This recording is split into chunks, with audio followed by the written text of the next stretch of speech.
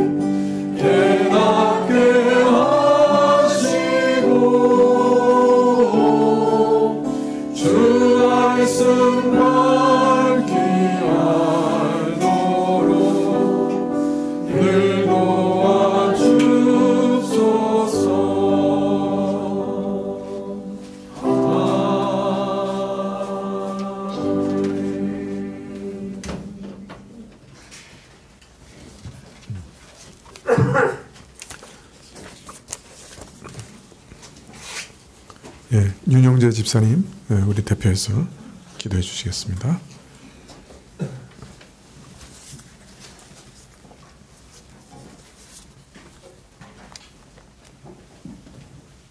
기도드리겠습니다.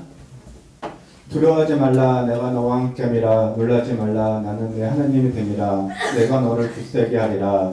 참으로 너를 도와주리라. 참으로 나의 의로운 오른손으로 너를 붙들리라. 우리가 어떤 상황에 처해 있을지라도 항상 우리와 동행하여 주시고 지켜주시며 주의 의로운 오른손으로 우리를 붙잡고 계신 하나님, 2024년 새해 첫 주를 맞아요. 성과교회 성도들 하나님 전에 나와 하나님께 경배와 찬양을 올려드립니다.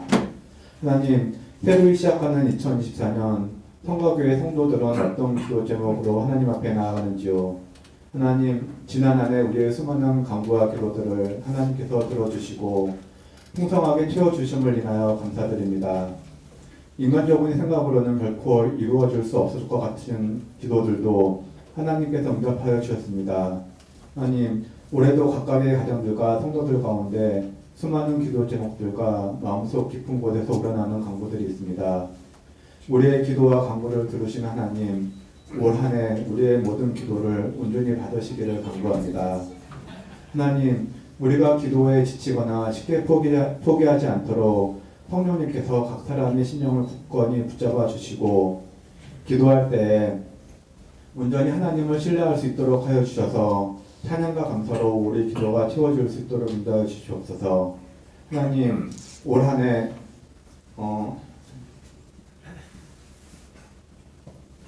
해 말씀을 항상 묵상하며 상고할 수 있도록, 그리하여 그 가운데 말씀하시는 하나님의 선하시고 온전하신 뜻이 무엇인지 저희로 깨달아 알 수 있도록 하여 주시기를 인도하여 주시기 원합니다.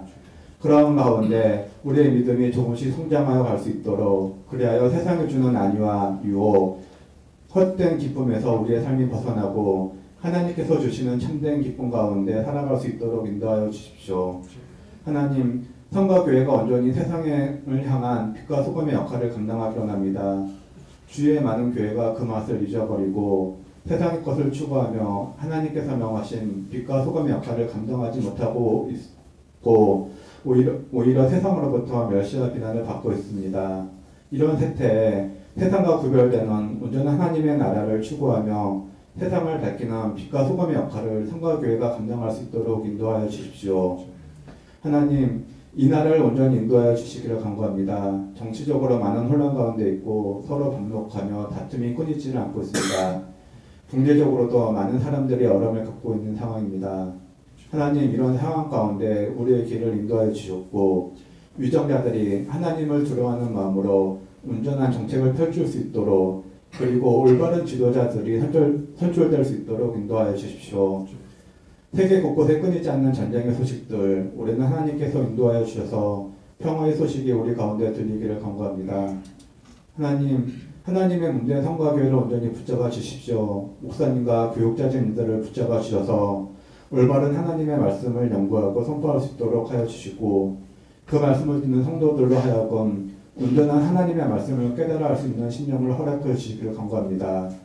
하나님, 또한 유아로부터 노년에 이르기까지 성과교회 모든 성도들의 건강을 붙잡아 주십시오. 건강한 가운데 하나님의 말씀을 듣게 하시고 우리 주 예수 그리스도의 구원의 은혜를 우리를 온전히 알게 하시다. 그 구원의 은혜에 동참하여 하나님께서 우리에게 명하신 길을 온전히 따라갈 수 있도록 인도하여 주시기를 간구합니다. 우리의 구원신 하나님, 올 한해 성가교회와 성도들을 인도하여 주셨고 붙잡아 주셨기를 간구합니다.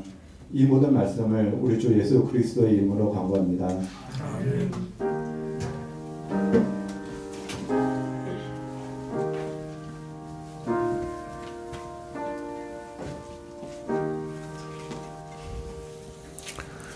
예, 말씀은 사무엘하 21장 9절부터 14절까지 말씀입니다. 구약 500쪽인데요. 사무엘하 21장 9절부터 14절까지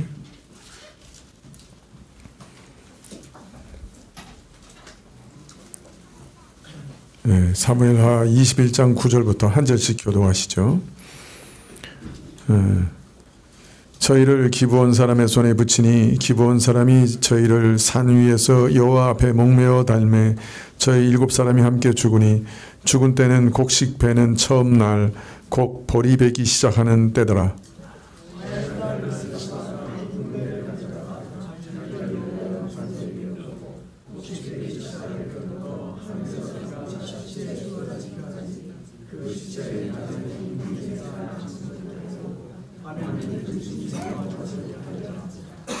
이에 아야의 딸 사울의 첩 리스바의 행한 일이 다윗에게 들리매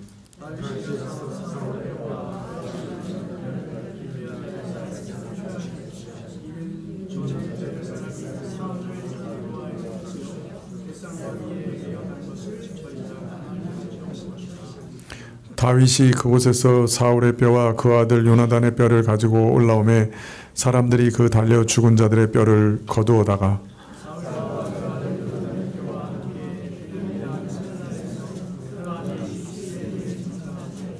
모두 왕의 명대로 쫓아 행하니라.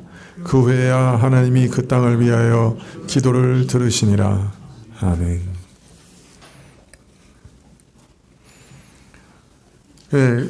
다윗이 다스리는 때 3년 기근이 연속으로 들었습니다. 다윗이 하나님께 물으니 대답하시되 사울의 집이 기브온 사람을 억울하게 죽인 일을 인하여 하나님께서 기근을 임하게 하신 것이라 대답하셨습니다.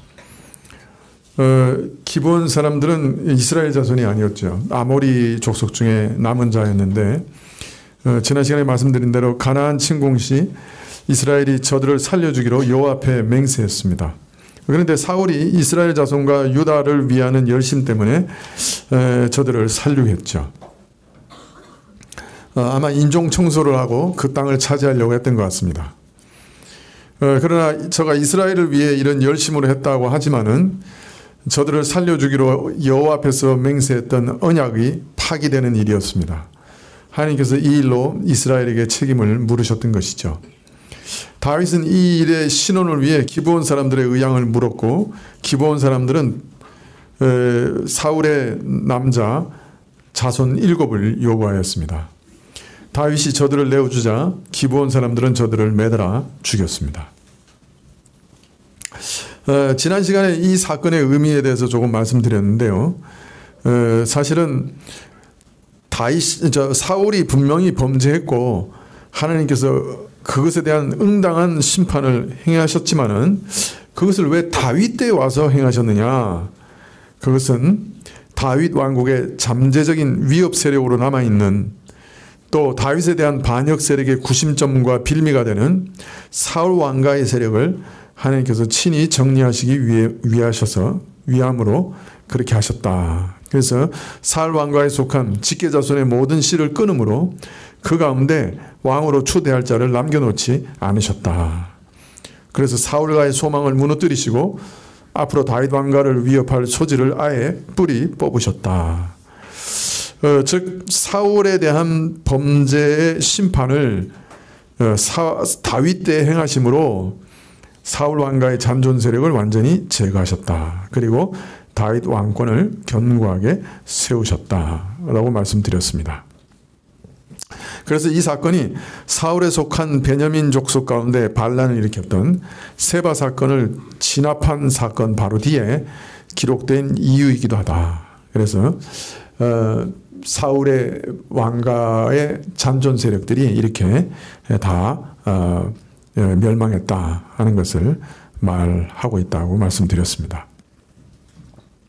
자, 이 사건을 사울 왕가의 잔존 세력을 멸한 사건으로 이해하는 주석가들도 이 말씀을 해석할 때는 대부분이 다윗이 가문과 종교를 이용해서 교묘하게 사울 왕가의 세력을 멸했다고 해석을 합니다.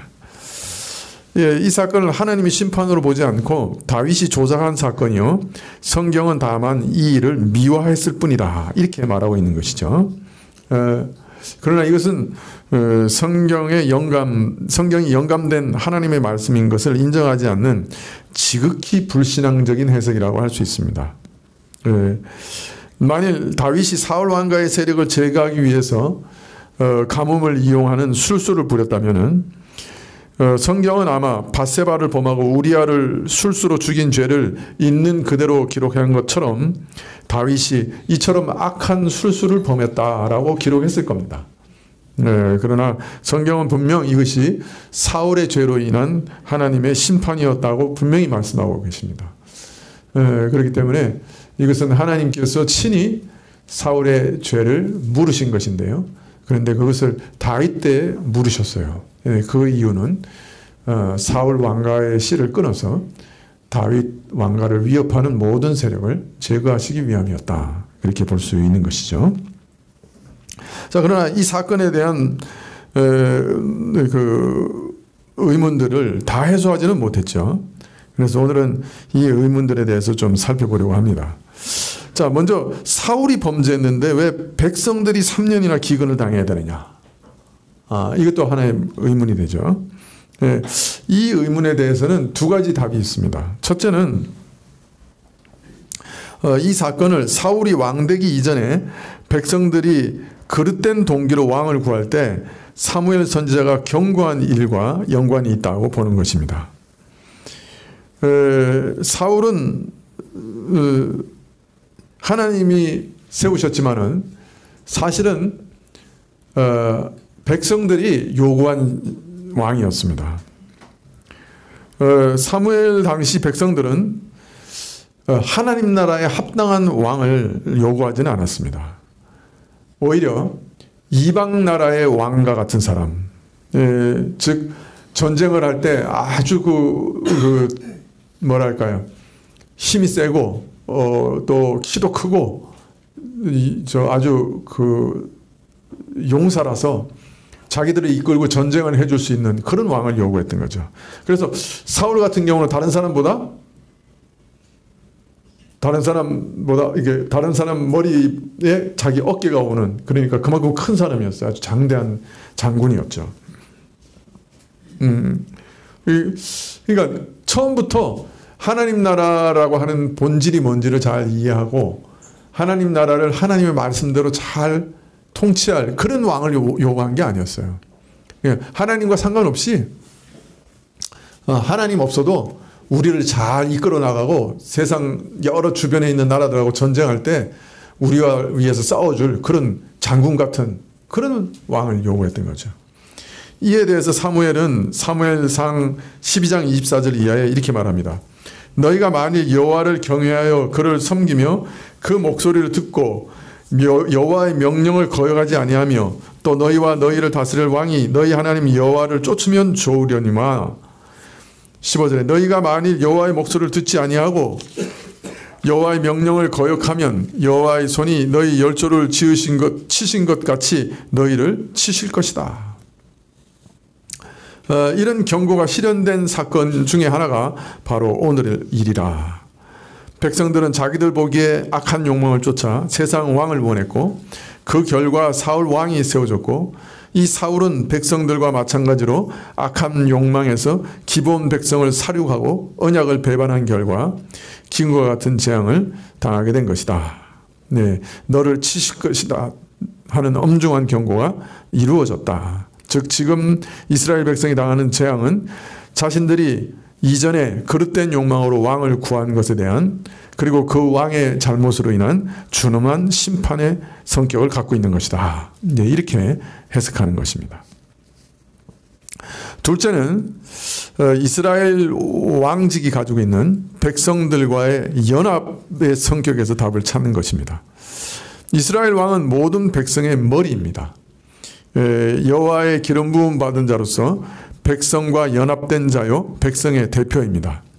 그래서 다윗 왕이 범죄할 때도 이스라엘 전체에 영향을 미칩니다. 다윗이 순종하면 그 백성도 복을 받고 다윗이 범죄하면 백성들 안에 내란이 일어나고 2만 명이 죽어나가기도 합니다. 네. 이처럼 다윗은 이스라엘의 머리로 이스라엘과 같이 연합되어 있기 때문에 다윗의 죄는 동시에 이스라엘의 죄로 여김을 받는 것이죠. 몸에서 머리가 상하면 어떻게 되겠습니까? 몸도 상하게 되는 것이죠. 그래서 이런 연합의 원리, 대표의 원리로 인해서 이후의 성경 역사를 보면 이스라엘 왕이 우상 숭배를 하면 백성도 망하고 이스라엘 왕이 하나님을 온전히 섬기면 백성도 안식과 번영을 누릴 수 있게 됩니다. 이런 원리 때문에 사울의 죄로 인한 이스라엘의 기근은 이런 연합의 원리 때문에 되어진 것이다 이해하는 것이죠. 하여튼 아마 둘 다일 가능성이 있겠죠.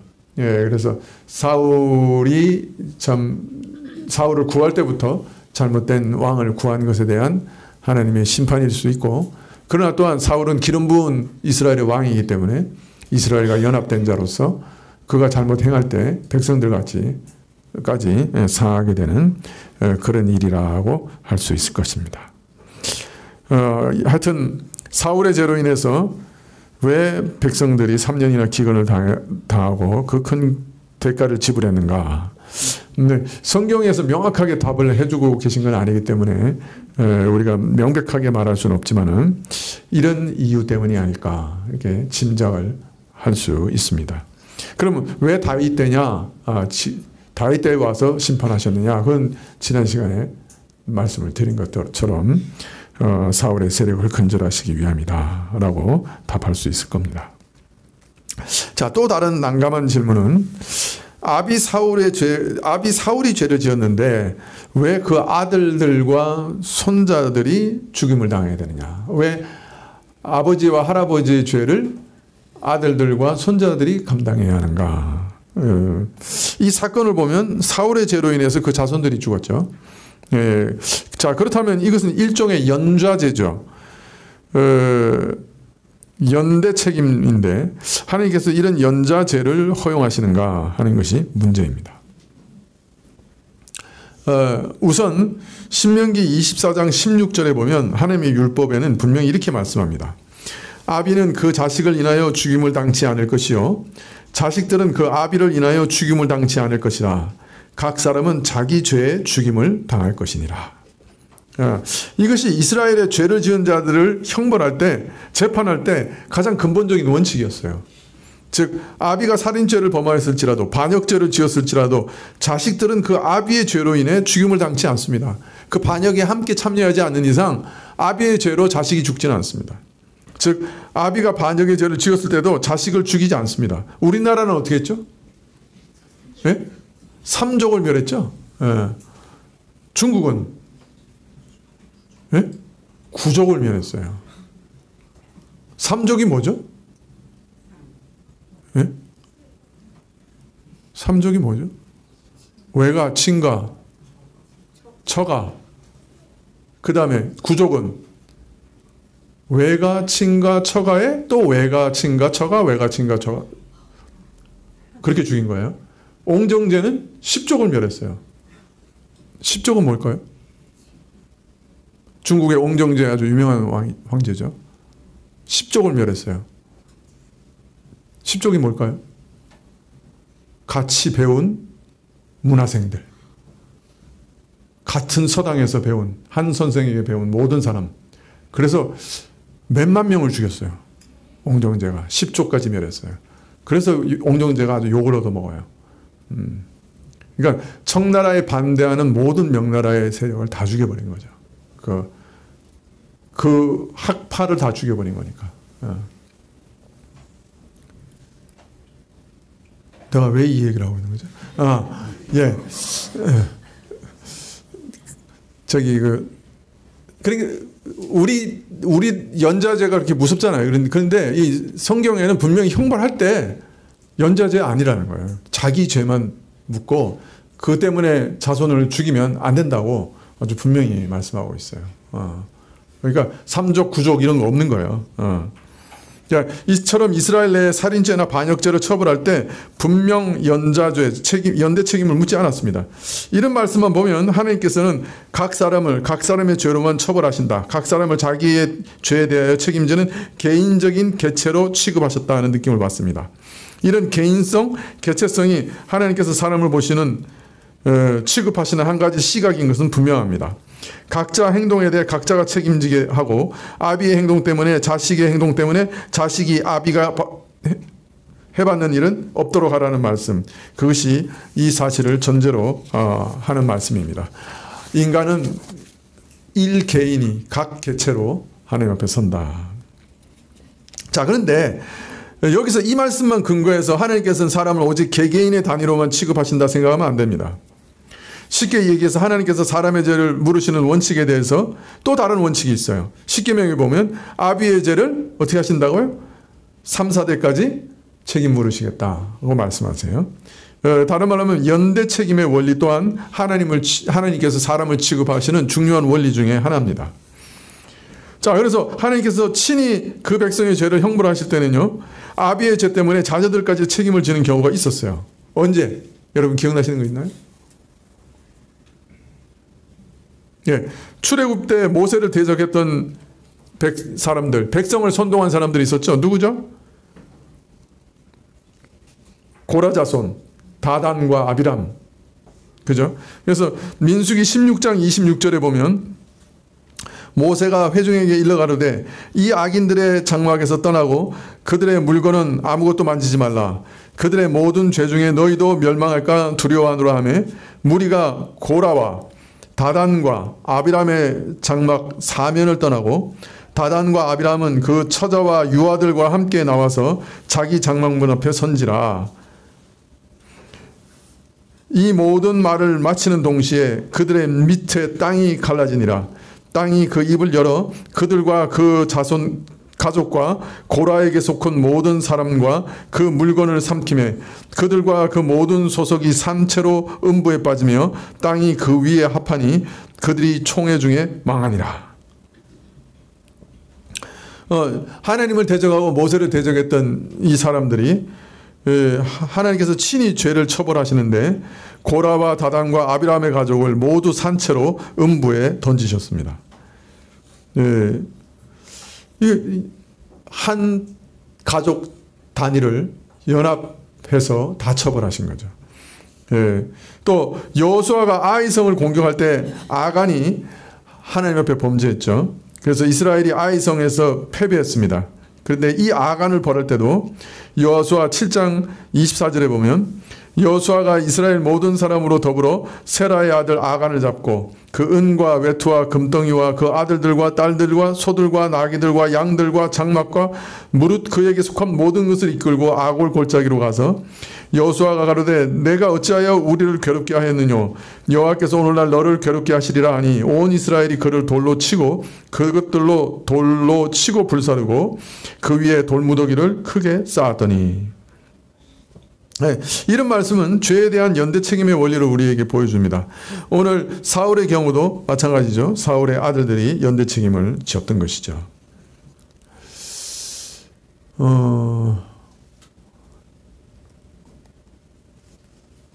사실 어떻습니까? 사람이 연대적인 책임을 진다고 하는 것은 경험적으로 본능적으로 우리가 알고 있는 사실 아닌가요?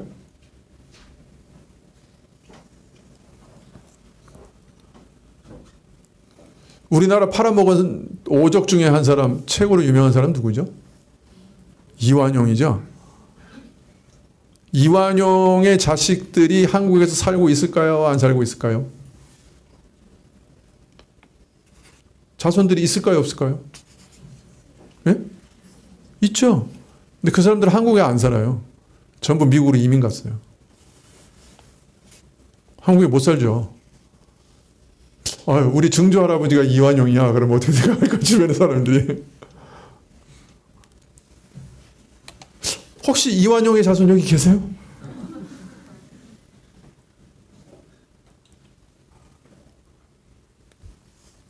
제가 잘못 얘기하면 안 되잖아.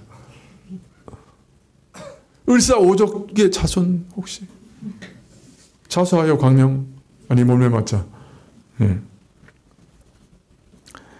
우리가 본능적으로 경험적으로 다 알잖아요. 가족 중에 누구 한 사람이 잘 되면 가족 전부가 함께 기뻐하고 자랑스러워하지만 한 사람이 잘못했을 경우는 누가 시키지도 않아도 참 부끄러워하고 수치를 느낍니다.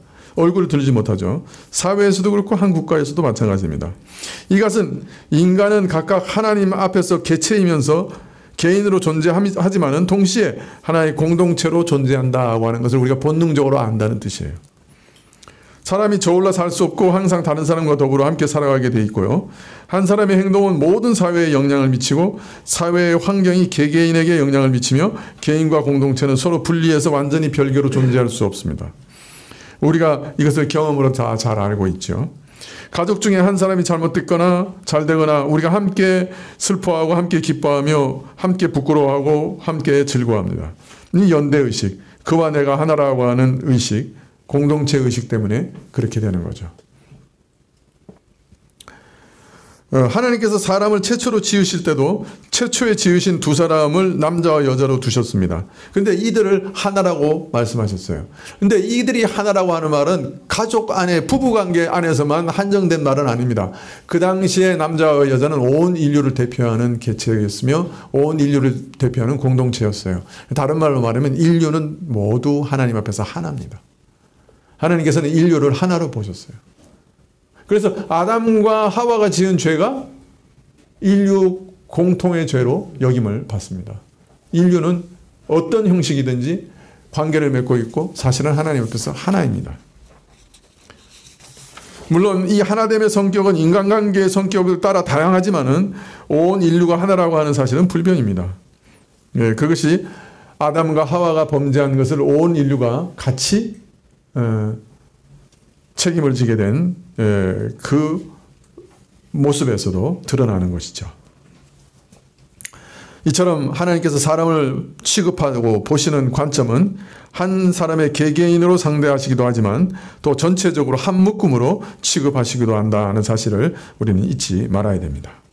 자, 그런데 문제는 한편으로는 각자 자기 행동에 대해 책임을 지는 개별적인 책임의 원칙, 아비의 죄를 아들이 지지 않고 아들의 죄를 아비가 지지 않는 형벌의 원칙이 분명한데 또 어떤 경우에는 아비의 죄를 3, 4대 이르기까지 갚으시고 하나님을 사랑하며 그 계명을 순종하여 행하는 자에게는 1000대까지 인자와 성실을 베푸시는 이런 연대 책임의 원칙이 적용된단 말이에요.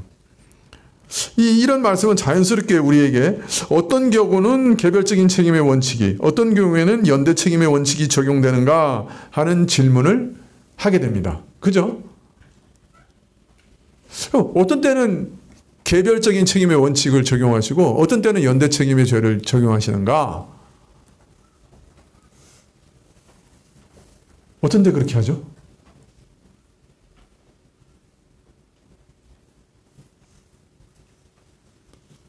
어떤 데 그렇게 합니까?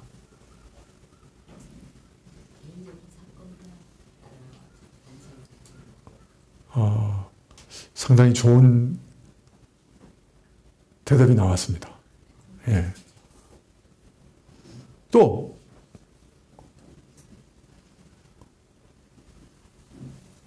내가 몰라서 지금 질문하는데 대답을 안 하시네. 조금 전에 말씀드린 대로 말씀하신 것처럼 이스라엘 안에서 일반적인 사법 처리 과정에서는 통상적으로 개별 책임의 원칙으로 형벌하는 것이 분명합니다. 그러니까 어떤 죄가 있어요.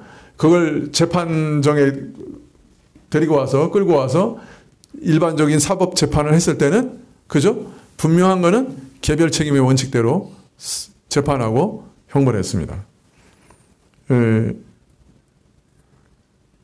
또 어떤 사람이 죄를 지어 일반적인 재판의 경우에 그 사람이 한정적으로 형벌을 했는데 근데 또 어떤 경우는 친히 하나님께서 형벌하시는 경우가 있었어요. 그러니까 어떤 죄를 이스라엘 가운데 발견하고 재판정에 세우고 재판관이 그를 처벌할 때는 개별 처벌의 원칙대로 형벌을 했는데 어떤 때는 하나님이 친히 형벌하실 때가 있었어요. 그죠? 그래서 하나님께서 친히 죄를 물으실 때 고라 자손이나 아간이나 이런 경우에 하나님께서 친히 죄를 드러내셨고 친히 형벌하셨어요. 또는 형벌을 명하셨어요. 이런 경우에는 연대 책임을 물으신 경우를 볼 수 있습니다. 자, 그럼 어떤 경우에 하나님께서 친히 죄를 드러내시고 형벌하셨느냐? 통상 어떤 죄를 본보기로 이스라엘에 드러내서 앞으로 그런 죄를 결코 따라짓지 않도록 교훈할 때 그렇게 하셨습니다. 자, 그런데 하나님께서 어떤 죄를 본보기로 드러내어 형벌하시는 경우에도 연대 책임을 묻지 않은 경우도 있으셨어요. 친히 죄를 드러내셨는데도 그 사람만 형벌하신 경우도 있으셨어요. 또 왕이 범죄했을 때 조금 전에 말씀드린 것처럼 연대 책임의 원칙이 적용되는 경우가 많았습니다. 자, 그러나 어떤 경우 연대 책임을 물으시고 어떤 경우에는 묻지 않으시는가? 성경에서 어떤 명백한 원칙을 찾아내는 것은 쉽지 않습니다. 혹시 나중에 찾으시면 저한테 알려주시면 고맙겠습니다. 이런 것은 어떤 면에서 참 하나님의 비밀스러운 섭리에 속한 일이 아닌가 지금 생각되어지는데요. 여하튼 성경은 개별적인 책임의 원칙과 연대 책임의 원칙이 둘 다 있다고 말씀합니다. 그저 손쉽게 판단하는 사람이야 성경이 여기서 이 말하고 저기서 저 말한다고 생각할지 모르지만은 사실은 그런 것은 아니에요. 두 가지 원칙이 우리와 다 함께 적용됩니다. 다 함께 갑니다. 우리가 도대체 어떻게 이 두 가지가 함께 서로 조화를 이루느냐, 어떻게 상충됨 없이 적용되느냐, 그거 우리 머리로 제대로 이해하지 못하고 설명하지도 못하는 것이죠. 이것도 이 땅에 우리에게는 신비로 남아 있을 겁니다. 성경은 이처럼 우리 머리로는 도저히 설명할 수 없는, 해결할 수 없는 차원 높은 내용의 말씀이 흔히 있습니다. 여하튼 오늘 사울로 인해 온 이스라엘 백성이 3년이나 기근에 시달리고 또 그 아들들과 손자들이 사형을 당한 일도 이런 연대 책임의 원리 가운데 일어난 일이라고 생각해 볼 수밖에 없습니다. 이 원리는 방금 말씀드린 왕과 그 백성이 연합되어서 함께 처벌받는 일도 적용된다 할 것입니다. 속 시원히 말씀 못 드려서 죄송한데 그러나 두 가지 원칙은 분명히 있습니다. 그런데 한 가지는 사법적인 요구에 의해서 처벌할 때는 분명하게 개별적으로 처벌을 했습니다. 그러나 하나님이 친히 죄를 들춰내셔서 하나님이 친히 형벌하시고 형벌을 명하실 때는 연대 책임의 원리로 형벌하시는 경우도 있었습니다. 또 그렇지 않을 경우도 있었습니다. 그리고 또 왕을 머리로 하는 하나님의 나라를 연대 책임으로 처벌하는 경우도 상당히 많이 있었습니다. 그렇기 때문에 명확한 원칙을 이렇게 딱 말씀을 드릴 수는 없지만은 이 원칙은 항상 같이 갖고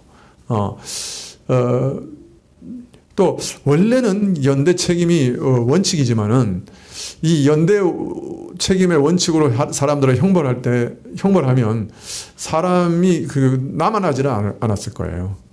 그래서 개별적인 책임을 물으셨다. 그렇게 에스겔서에 설명하고 계신 걸 보면 원래는 연대 책임의 원칙이 맨 밑바닥에 있는 것이고, 그러나 연대 책임을 계속 물으면 사람들이 남아날 수가 없기 때문에 분명하게 형벌하실 때는 개별적인 책임을 하셨다고 보여집니다. 그러나 이것이 두 가지가 같이 간다 하는 것은 틀림없습니다. 자, 오늘 읽은 본문에 대해서 좀 한번 더 살펴보려고 하는데요. 지금부터는 지금까지 사울의 자손들이 형벌당하고 다윗 때 형벌당한 것도 여러 가지 의문들이 많이 생기는데, 오늘 읽은 본문들도 의문들이 생기죠. 이게 도대체 뭘 말씀하시려고 하는 건가? 의문들이 많이 생깁니다.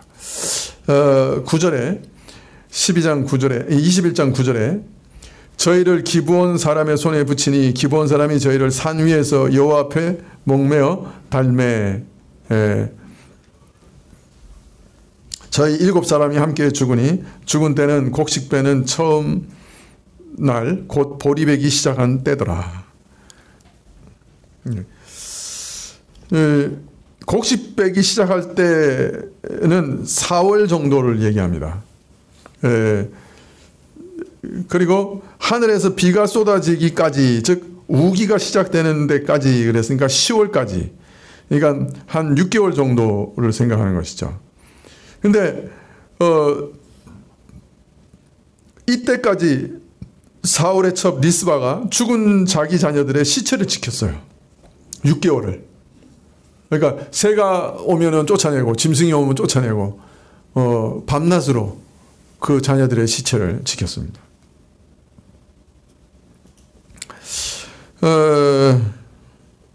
기브온 사람들은 사울의 자손들을 매달아 죽이고 시체를 전시함으로 저들이 저주를 받아 죽은 자들이라는 것을 보이려고 했죠.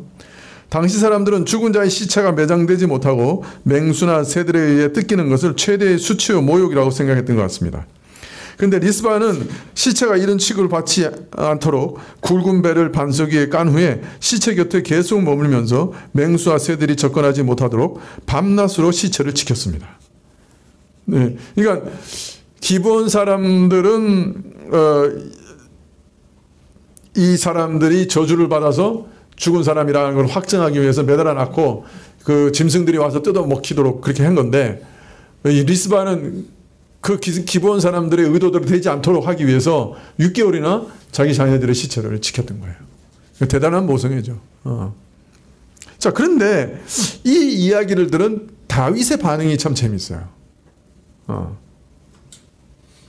그냥 다윗이 그 얘기를 듣고 그러면 그 뼈를 잘 거두어서 잘 묻어줘 이렇게 하면 끝나는 건데, 그죠? 그 얘기를 듣고 감동을 받았다고 하면. 그런데 다윗의 행동은 아주 이상한 행동으로 나타나요. 다윗은 리스바의 문제를 해결할 뿐 아니라 사울과 전체의 명예를 회복할 수 있는 더 큰 일을 합니다. 21장 12절에 다윗이 가서 사울의 뼈와 그 아들 요나단의 뼈를 길르앗 야베스 사람에게서 취하니 이는 전에 블레셋 사람이 사울을 길보아에서 죽여 벳산 거리에 메어단 것을 저희가 가만히 가져온 것이라. 이전에 사울과 그 아들 요나단이 죽었을 때 블레셋 사람들이 그 벳산의 성벽에다가 아예 이렇게 박아가지고 이렇게 전시하고 있었죠. 그럴 때 이 야베스 사람들이 이전에 그 사울에게 받았던 그 은혜를 생각하고 밤에 몰래 가서 그 시체를 훔쳐와서 자기 땅에 묻었던 거예요. 그런데 갑자기 다윗이 막 움직이기 시작해요. 다른 사람들을 시켜도 될 텐데 다윗이 직접 길르앗 야베스로 가서 사울의 뼈와 그 아들 요나단의 뼈를 가져옵니다. 그러니까 다윗은 리스바의 정성스러운 행동에 감동을 받았던 것이 틀림없고, 근데 동시에 다윗은 이런 행동을 통해 자신이 사울 가문에 어떤 적의가 없음을 공개적으로 표현하기를 원했던 것 같아요. 비록 사울의 죄 때문에 그 후손들을 기브온 사람들에게 내어주었지만 자신은 사울 가문에 아무런 원한도 남아있지 않음을 몸으로 보여주려고 했던 것입니다. 그래서 다윗은 사울의 뼈와 그 아들 요나단의 뼈 그리고 기브온에 의해 달려 죽은 자들의 뼈를 거두어 아마 5-6개월이 지났으니까 부패하고 뼈만 남았겠죠. 그 뼈들을 거두어 사울의 아비 기스의 묘에 장사하도록 했습니다. 즉 리스바의 문제뿐 아니라 사울 집안 전체의 문제를 해결해 줍니다. 흩어져 있던 사울 가문 사람들의 뼈를 모아 가족묘에 묻을 수 있게 해준 것이죠. 사울 집안의 사람들은 편안하게 죽지 못했죠. 사울과 아들들이 전쟁 중에 죽었고 블레셋의 조롱거리가 되어 벳산 성벽에 매달렸습니다. 이후에 묻히긴 했지만은 가족묘에 들어가지는 못했고 뿔뿔이 흩어져 있었으며 온 가족의 비극적인 죽음을 상징하고 있었습니다. 그런데 다윗이 이 문제를 해결합니다. 흩어진 사울 집 사람들의 뼈를 모두 모아서 조상의 무덤에 함께 장사 지내도록 한 것이죠. 이로써 리스바의 슬픔도 위로하고 사울 집안 전체의 슬픔도 위로하였던 것이죠. 여하튼 리스바는 몇 개월 동안이나 자식의 시체를 보호함으로 자식들의 시체가 짐승에게 상하는 능욕을 방지했고 더 나아가 이 일에 감동된 다윗으로 하여금 그 시체들을 조상의 무덤에 안장하게 함으로써 언약을 위반한 자들이 받은 저주를 받지 않게 하였습니다. 리스바는 큰 슬픔에 조금의 위안을 받았으리라 짐작이 됩니다. 그러니까 조상의 묘에 묻히지 못하고 그죠? 그냥 이렇게 있다고 하는 것은 그 당시엔 상당히 수치로 생각을 했던 것 같아요. 조상의 묘를 묻혔다고 하는 것이 그 어떤 하나님 나라의 언약에 참여한 자라든지 뭐 하여튼 그런 그런 것들을 이렇게 상징적으로 드러내는 그런 일이었던 것 같아요. 그런데 사울 왕가가 금방 전쟁터에 멸망하는 바람에 이 사울 왕가의 뼈를 그 다음에 이렇게 거둬줄 사람도 없었고 또 다윗 왕가가 득세한 이후에 그 원래 사울 왕가하고 다윗 왕가는 거의 원수지간이었잖아요. 그러니까 사울 왕가의 뼈를 잘 거둬서 사울의 그 묘에 이렇게 정성스럽게 다시 이렇게 묻어준다고 하는 일은 엄두가 나지 않았던 일이었던 것 같아요. 그런데 이제 다윗이 오늘 몸소 그 일을 실천했던 것이죠. 그런데 맨 마지막 말씀이 좀 특이합니다. 이 말씀이 이 사건을 좀 새로운 관점으로 보게 합니다. 21장 14절 하반절에 보면 그 후에야 하나님이 그 땅을 위해 기도를 들으시니라. 자, 이 말씀은 뭐예요? 왜 비가 안 왔어요? 사울의 죄 때문에 3년간 비가 안 온 거예요. 그래서 사울의 손자와 자녀들을 7사람을 기브온 사람에게 줘서 매달았어요. 그랬으면 그때 비가 왔어야 되는 거예요. 그죠?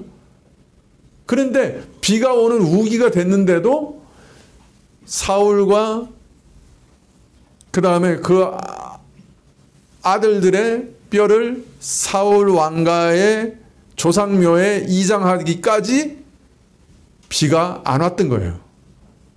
그래서 조상묘에 다 이장하니까 비로소 비가 온 거예요. 문제가 다 해결이 된 거예요. 이건 뭘 의미하는 거죠? 왜 이렇게 된 거죠? 사실 이 말씀이 제가 보기에는 이 사건의 키포인트예요. 왜 다윗은 그렇게 허겁지겁 가서 사울의 뼈와 요나단의 뼈를 가져왔죠? 그리고 왜 사울과 요나단과 다른 모든 뼈가 조상의 묘지로 들어갔을 때 하나님께서는 형벌을 다 끝내시고 비를 주신 거죠?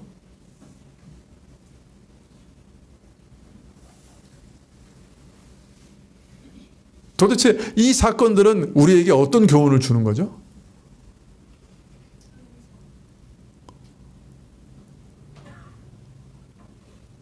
물론 용서하는 것 굉장히 중요하다는 것을 이 메시지가 있습니다. 이 안에 분명히 포함되어 있습니다.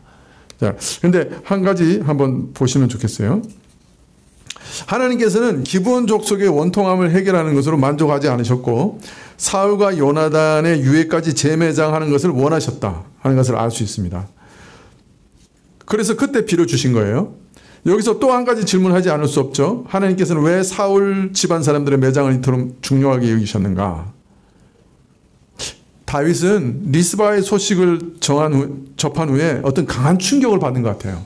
리스바가 자기의 자녀들의 시체를 지킨 것, 저들이 참으로 저주받아 죽은 사람들이라고 하는 것을 그런 표를 드러내지 않기 위해서 그 어미가 노력한 리스바의 노력한 소식을 접했을 때 다윗은 뭔가 큰 충격을 받았던 것 같아요. 그래서 모성애의 감동을 받았을 뿐만 아니라 리스바의 행동을 통해서 자신이 행치 않고 있었던 어떤 일을 떠올린 것 같아요. 그래서 깜짝 놀래가지고 내가 이 일을 하지 않고 있었네 하고 놀래가지고 자기가 직접 내려가가지고 사울과 요나단의 뼈를 거두은 것 같아요. 그러면 무슨 일을 안 했을까요? 다윗이 왜 이렇게 놀랬을까요? 예. 사무엘상 24장 21절 이하에 보면 이런 말씀이 있습니다. 그런즉 너는 내 후손을 끊지 아니하며 내 아비의 집에서 내 이름을 멸하지 아니할 것을 이제 여호와 앞에 내게 맹세하라. 다윗이 사울에게 맹세하매 사울은 집으로 돌아가고 다윗과 그 사람들은 요새로 올라가니라. 다윗이 사울을 죽일 수 있는 기회가 있었어요. 그런데 죽이지 않고 놓아주었을 때 사울이 펑펑 울며 다윗에게 맹세하게 합니다. 그러니까 다윗도 이제 알았던 거죠. 자기보다 이 다윗이 훨씬 훌륭한 왕이 될 거고 하나님 뜻은 이미 정해졌으니 다윗이 이제 왕이 될 거다 하는 것을 짐작했던 거예요. 다 죽일 수 있는데도 살려준 거예요. 다윗이. 그래서 다윗에게 맹세하게 합니다. 자신의 이름을 아비 집에서 멸하지 아니할 것을 여호와의 이름으로 맹세하라고 합니다. 자, 그럼에도 불구하고 다윗은 오랫동안 사울의 유해를 고향 땅 아비의 묘실에 묻어줄 생각을 못했어요. 이것은 내 이름을 자신의 집에서 멸하지 말라고 부탁했던 그리고 맹세했던 사울과의 언약을 지키지 않고 어기는 행위였다고 생각할 수 있습니다. 즉 언약의 하나님 여호와를 소홀히 여기는 행위였던 것이죠. 리스바의 모성은 다윗으로 하여금 그같이 중대한 가호를 깨닫게 하는 촉매제 역할을 했던 것 같습니다. 그래서 다윗은 리스바의 소식을 듣자마자 무엇인가 놀란 듯이 사울과 요나단의 유해를 얻기 위해 몸소 내려갔습니다. 왜 회복이 지연되고 또 하나님께서 사울과의 매장을 그토록 중요하게 보시는가 하는 이유가 무엇인지 짐작이 됩니다. 그것은 사울이 사울과 그 가족들의 유해를 방치함으로 아비의 집에서 그 이름을 끊는 것처럼 되었고 사울과 맺었던 언약에 충실하지 못했기 때문에 하나님께서는 그것까지도 지적하시려고 했던 것이죠. 다행하게도 다윗은 리스바의 행위로 인해 자신의 책임을 이행할 수 있게 되었고 자신의 과오를 발견하고 사울과 요나단의 뼈를 그 아비의 집에 묻음으로 그 이름을 아비 집에 이어지도록 했던 것이죠. 최종적인 회복을 가져왔던 것입니다. 여러분, 여기서 이 말씀들 가운데 우리는 중요한 메시지 하나를 발견합니다. 그것은 하나님의 언약 백성은 서로 간의 언약도 심각하게 생각하고 극히 중요히 여겨야 한다 하는 것입니다. 성도들은 하나님과 언약도 극히 중요시 여겨야 합니다. 목사가 임직을 받을 때 서원합니다. 내가 웨스트민스터 신앙 고백을 따라 지키고 또 교회 헌법을 지키고 또 이런 일을 하고 저런 일을 하고 목사는 서원을 합니다. 근데 그 서원대로 살아야 됩니다. 사실은 서원을 따라 목회해야 됩니다. 장로님들, 집사님들, 권사님들 임직식에도 서원했습니다. 내가 하나님께 이렇게 하겠습니다. 교회를 위해서 이렇게 하겠습니다. 내가 이러한 말씀을 따라 살겠습니다. 이거 얼마나 심각하게 생각해야 되는지 오늘 말씀을 따라 깊이 생각하셔야 됩니다. 여러분, 사실은요, 우리 구원이 하나님의 약속에 달린 거였잖아요. 내가 예수님을 믿겠습니다 하는 것도 일종의 서원이에요. 이제 예수님 외에는 내가 어떤 것도 의지하지 않고 예수님만 믿겠습니다. 예수님을 나의 하나님, 나의 구세주로 믿고 따르겠습니다. 이것이 나를 구원하사 자신의 아들로 삼으시겠다는 하나님의 약속에 대한 나의 반응입니다. 이처럼 성도는 하나님께서 약속하신 것을 믿고 나도 하나님을 따르겠다고 약속한 사람들입니다. 그리스도께서 주시는 은혜의 약속을 내가 믿고 나도 그리스도를 하나님의 아들이요 나의 구세주로 영원히 믿고 따르겠다고 서원한 사람입니다. 이게 우리의 믿음입니다.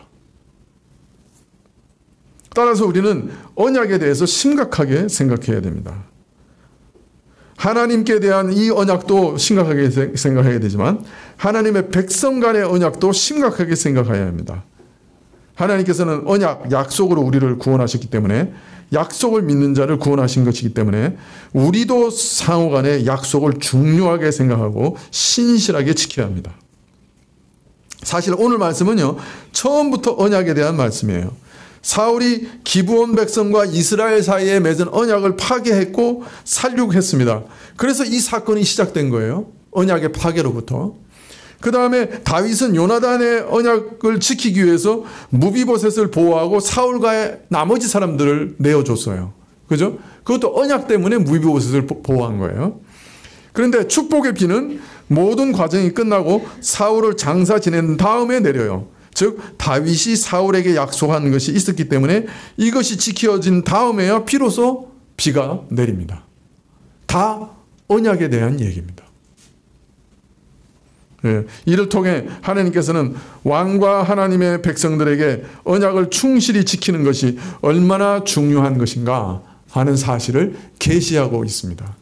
그래서 오늘 우리가 읽은 모든 지난 시간부터 오늘까지 읽은 이 모든 사건들은 아주 기묘하고 해석하기 힘든 이 모든 사건들은 한 가지 교훈을 우리에게 줍니다. 그것은 뭐냐면 언약은 심각하게 생각하고 지켜야 되는 것이다 라고 가르치시는 거예요. 여러분, 부부관계를 왜 유지하는 거죠, 우리가? 어떤 때는 목사도 그런 고생을 할 바에는 그냥 이혼하는 게 좋겠어 라는 말이 여기까지 날 때가 있어요. 내 여동생이면 가서 이혼시키겠다는 생각이 여기까지 올라올 때가 있어요.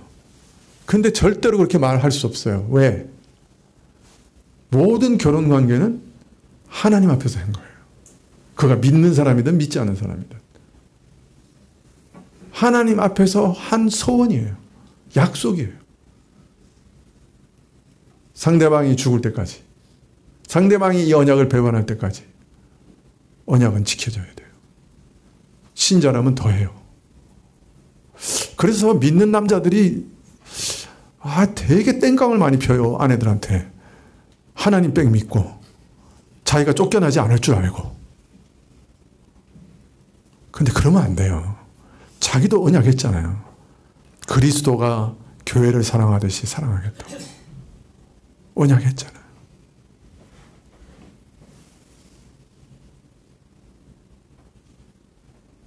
언약이 있기 때문에 그렇게 연약한 부부관계도 끝까지 지켜나가 줄 수 있는 거예요. 그래서 신자는 언약을 태산과 같이 여겨야 돼요. 그냥 함부로 언약하시면 안 되고요. 언약하셨으면 꼭 기억하셔야 돼요. 우리 교회 교우한테 2가지 언약한 게 있어요. 나 그걸 기억하고 수첩에 적어놨어요. 지켜야 돼요. 공적으로 하나 언약한 거 있죠. 3가지네, 그렇게 되면. 예. 그래, 그건 여러분이 다 아는 거고. 개인적으로 내가 사람들에게 언약한 게 2가지 있어요.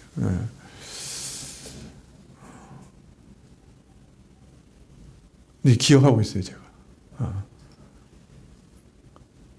그래서 여러분, 약속을 함부로 하시면 안 되고요. 그리고 약속하면 내가 손해가 되더라도 지키셔야 돼요. 신자는 언약 관계 안에 하나님과 서 있어요. 그래서 언약을 중요시 여기거든요. 사람과 사람과의 관계에 있어서도 언약을 중요시 여겨야 돼요. 내가 아무리 손해를 보더라도 약속을 지켜야 합니다. 특별히 부부간의 결혼식은 서약식이에요. 내가 평생 이 사람이 어떠하든지 병들든지 가난하든지 실력이 없어서 나를 굶기든지 어떻게 한다고요? 그 말 아니에요. 그죠? 그래요, 안 그래요? 그죠? 내가 이 사람하고 함께 합니다. 변함없이 함께 합니다. 언약을 지키세요.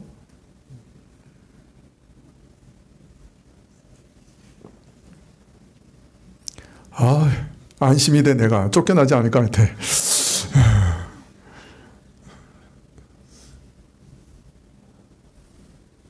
기도하시겠습니다.